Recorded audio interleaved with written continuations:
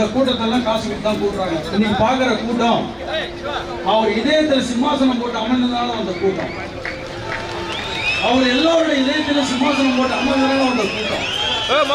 தேர்தல் வரட்டும், யாரும் இன்னும் திங்களாடி வேலை தான் பண்ணட்டும். நாங்கெல்லாம் மக்களுக்கு நல்லது செய்யணும் தான் கட்சி ஆரம்பிச்சுக்கிறோம். நாங்கெல்லாம் வந்து எம்ஜிஆரோட ரசிகர். சினிமாவில் எம்ஜிஆர் வந்து மக்களுக்கு எவ்வளவு நல்லது பண்ணாலும் எல்லாருக்கும் தெரியும். அந்த வழியில் வந்தது தான் அண்ணன் விஜயகாந்த் அவர்களும். அவருக்கு எம்ஜிஆர் பிரச்சார வேலையே பரிசா கொடுத்தாரு. பாசமுள்ள பாண்டியர் இதெல்லாமே அவருக்கு பாடக்கூடிய வாய்ப்பு. நான் எப்போ பார்த்தாலும் அண்ணன் பாசமாக இன்னைக்கு வந்து ஒரு அவர் சம்பாதிச்ச சொத்து என்னன்றது இன்னைக்கு பார்க்கலாம். அது அந்த அளவுக்கு ஒரு மாமனிதர். எல்லாரும் பிறந்தது இறக்க வேண்டும் ஒரு நாள். இந்த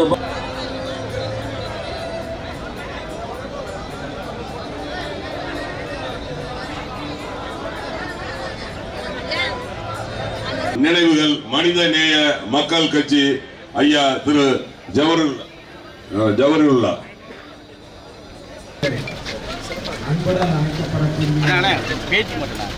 தனிப்பட்ட முறையில் நான் வந்து கேப்டன் அவர்கள் மீது மிகுந்த அன்பும் பற்றும் பாசமும் கொண்டு நேசித்தவன். என் மேலே அவருக்கு தனிப்பட்ட பிரியம் எப்போதும். அதில்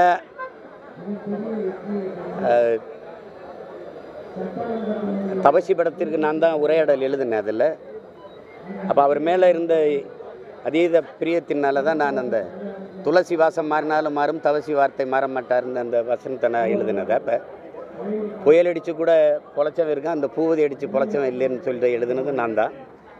அப்போ அண்ணன் நாசர் வந்து கேப்டன் அவர்கள்ட்ட வந்து தவசி நீ என்ன வேணும்னே அவமானப்படுத்துகிற அப்படின்னு. இல்லை நீ வேணாம் தாண்டா அவமானப்படுத்துகிறேங்கிறதெல்லாம் அதை உரையாடலாம் என்னை ரொம்ப பாராட்டி ரசிப்பாங்க.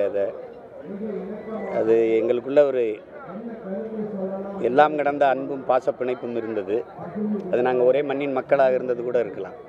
மேடையில் பேசி ரொம்ப தொடர்ந்து இங்கே இல்லை, பல இடங்களில் சிலாகித்து பேசியிருக்கீங்க. சினிமாவில் அவர் செஞ்ச சாதனைகள் பல இடங்களில் அந்த ஒரு பாட்டை குறிப்பிட்டு பாடுவீங்க. அந்த இளையராஜா வச்சு ஒரு பாட்டு அந்த சின்ன கவுண்டர் படத்தில் பாடலை மட்டும் அவர் இறுதியாக இல்லை நீங்கள் அந்த பாட்டு வரி வந்து எல்லாருக்கும் அமைஞ்சிருதில்லை. இப்போ நீங்கள் வந்து ஒருத்தருக்கு வந்து எழுதுனா மிகையாக தெரியும். இப்போ வந்து ஏன் ரொம்ப சில நம்ம சொல்லும்ல ரொம்ப ஓவரா அப்படின்ட்டு, அவருக்கு எது எழுதுனாலும் பொருந்தும். நீங்கள் ஒரு படத்தில் ஒரு பாட்டு, என் மன்னவர் நடந்து வந்தா மணி உதிரும் தன்னால், அவர் நடந்து வரும்போது அது யாரும் மறுக்க முடியாது. இப்போ அந்த வானத்தை போல மனம் படைச்ச மன்னவனே, பனி துளிய போல குணம் படைத்த தென்னவனே, அந்த வரிக்கு ஏற்ப உள்ளவர் இவர்.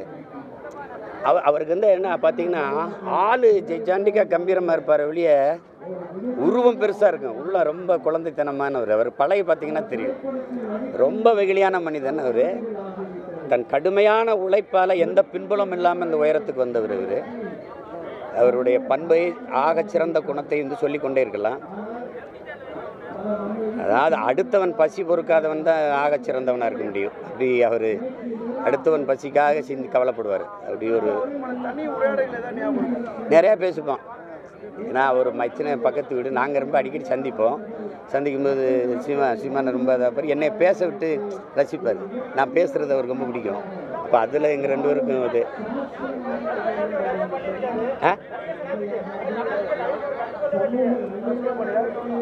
யாரை தான் அவங்க கண்டிருக்கிறாங்க. நீங்கள் எப்போவுமே வாழும்போது அந்த மகனுடைய அருமை யாருக்கும் தெரியாது. உங்களுக்கு சான்றுகளை நான் வரலாறு முழுக்க சொல்லலாம். பாரதி உயிரோடு இருக்கும்போது பைத்தியக்காரன், செத்த பின்ன மகாகவி, உங்களுக்கு தெரியும்னு நினைக்கிறேன்.